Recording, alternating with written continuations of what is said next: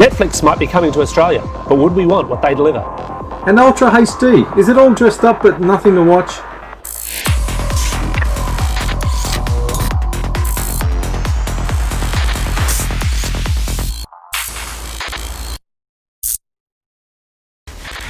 Welcome to Vertical Hold, the tech show where we channel surf through the headlines in search of the big picture. I'm Alex Kidman, and this is my partner, the man with the plan, Adam Turner. Adam, give us a quick flick through what's new in tech.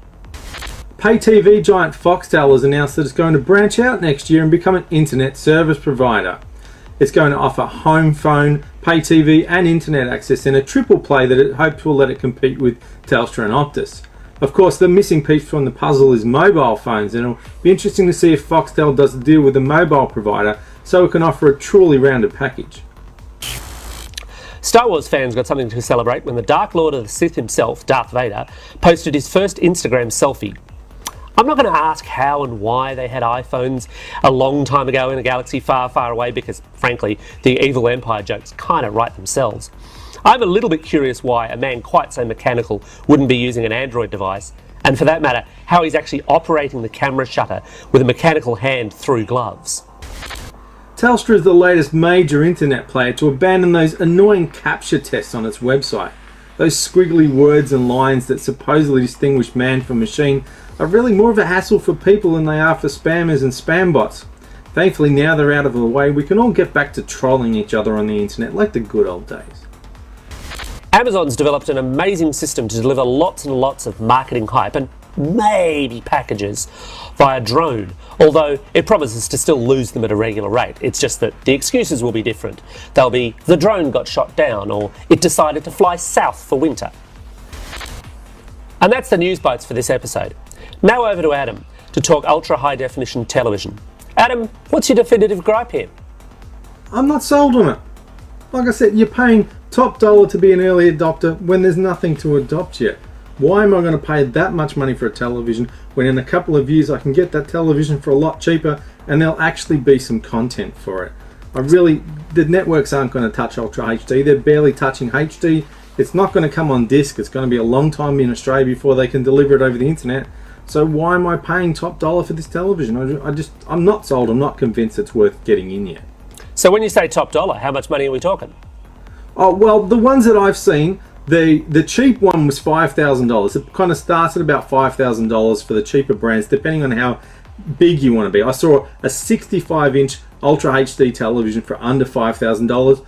Wasn't exactly the best television I've ever looked at. When you get to this size, what you're paying for is video processing. You get a cheap brand that can't do a good job of upscaling your picture, and everything's going to look terrible. So if you're going to spend money on Ultra HD and get a really big television, you've got to spend even more money and get a really good one. And at that point, it's why am I spending this much money on a television that there's nothing I can watch on yet?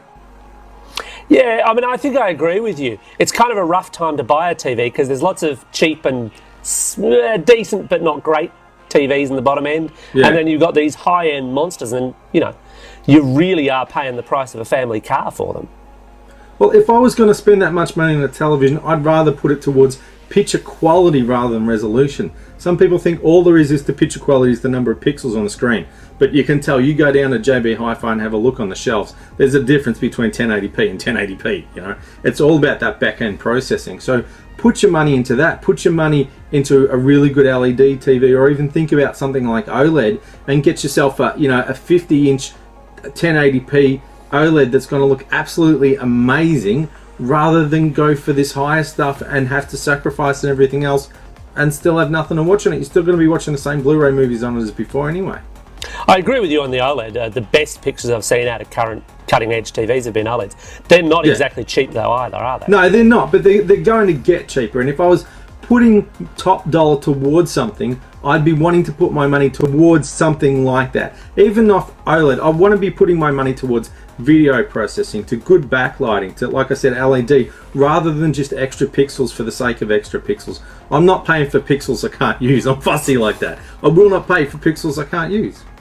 Well, they're there. They're just resting, really. Yeah, they're resting. But while they're resting, I've spent top dollar on them. I could have kept that money in my pocket, and then put it this way. I could get a television now for $5,000, or get a $2,000 1080p one that looks just as good for Blu-ray. and then in a couple of years' time, for $3,000, I can get a better Ultra HD TV than what I could buy today. So in the same period of time, I spent $5,000 and I've ended up with a better Ultra HD television at the end. There's no point in being an early adopter. All you're doing is doing everyone else a favor by hopefully helping drive the price down. So if you've got, money burning a hole in your pocket, be my guest, buy one, but don't come running to me complaining when you say there's nothing to watch. So the fundamental lesson here is, rich people, please buy these TVs because we'd like to have them in 3 to 5 years. Rich person, this is the television for you because then it will get a little bit cheaper for me. Talking about Ultra HD TV, it's interesting that Netflix has been making a bit of noise about trialing streaming 4K content, at least in the US. Now, Alex, there's also talk that Netflix could be a little bit closer to home next year. Look, these rumours, they circle around every couple of months, and there's a lot of people out there who kind of think, oh, Netflix would be this great thing to have in Australia. And I'm not entirely sold on that concept. Yeah, I think I'm with you, actually. Why? Why don't you think it would work here? Okay, there's a couple of problems. I mean, you've got the obvious stuff like the size of the market. So, Netflix works in the States, and it works in the States at the price it's at because you've got, 300 million people that you can sell it to, and they seem to have a fairly sizable proportion of that audience. You don't have the same audience size here. There just aren't that many people. But the bigger problem that they've got is that Netflix didn't exactly emerge as a whole thing in the US either. But if it came to Australia, you're actually talking a market where a lot of the rights that it wants, a lot of the rights that it's going to want to gobble up, or even that it actually currently offers for its US service, are already bought and paid for. Foxtel's got them, the ABC's got them, Nine's got them, Seven's got them, Ten's got them, SBS has got them, and they've got the internet streaming rights for them. And this means that, potentially speaking, and I mean obviously anything is possible, but potentially speaking, if they launched a Netflix here, it could well be a Netflix Lite. Not the Netflix that you get from the States, but the Netflix that you get in Australia with the rights that they've been able to get. Exactly. I couldn't see a Netflix actually being that much better than a QuickFlix here. It's going to cost more like QuickFlix does, and you're going to get less. QuickFlix, people might knock them, but they are doing everything they can to get the rights deals they can here.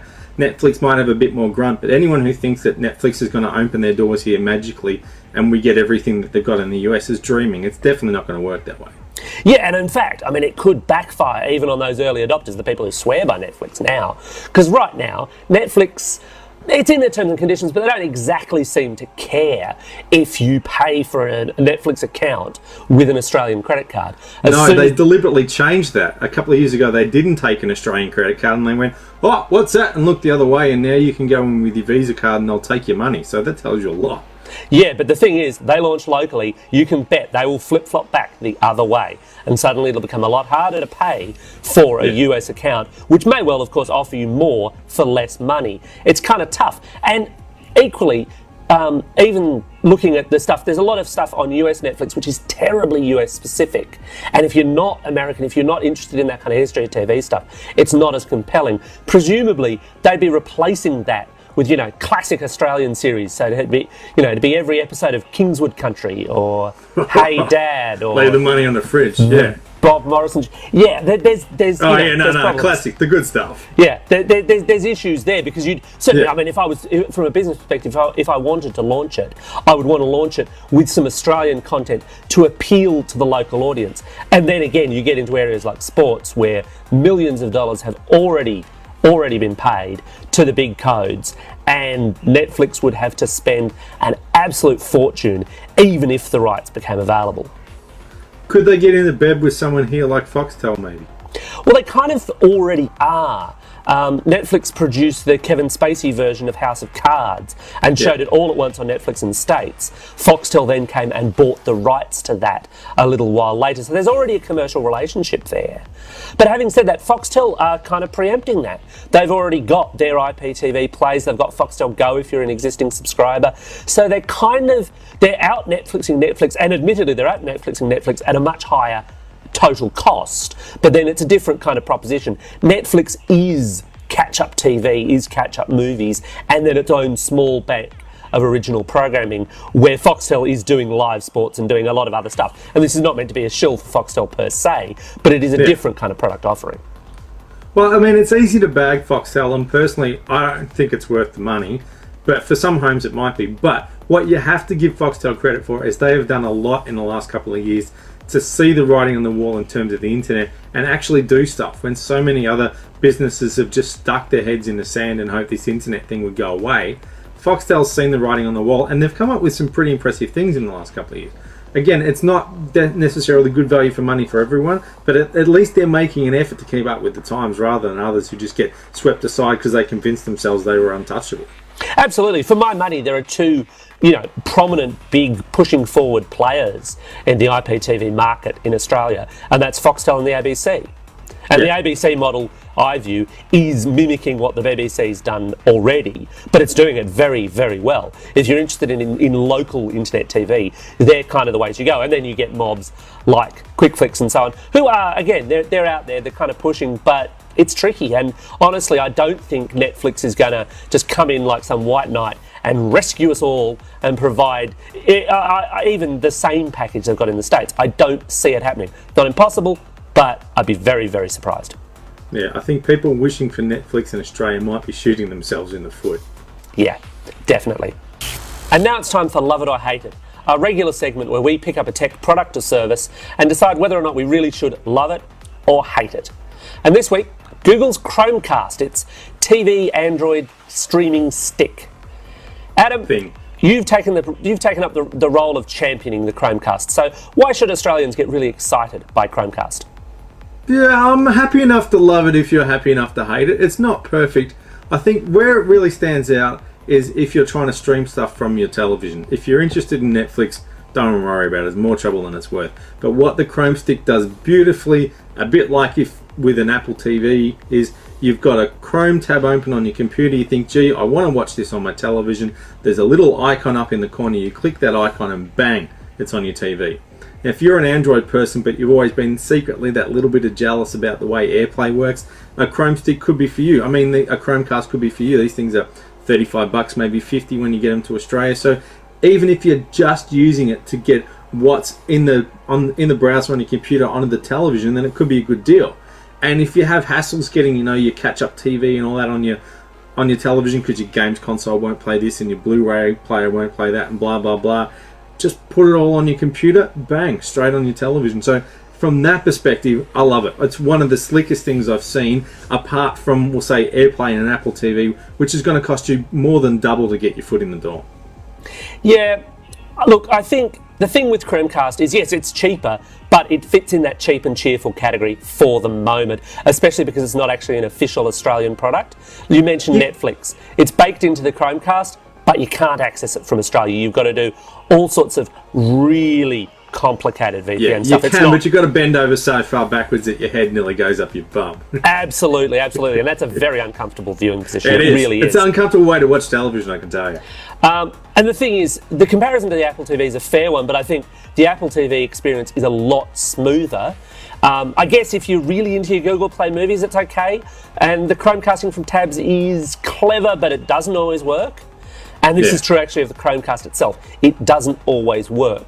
And it's of that style of set-top box where if it doesn't work, you've actually kind of got to pull it out and start again and see whether or not it's doing. And for TV, that's a real pain in the butt. And if you've already got your head up there, it's going to be even worse. Well, that just about wraps it up for this episode of Vertical Hold. We'll see you again in a fortnight.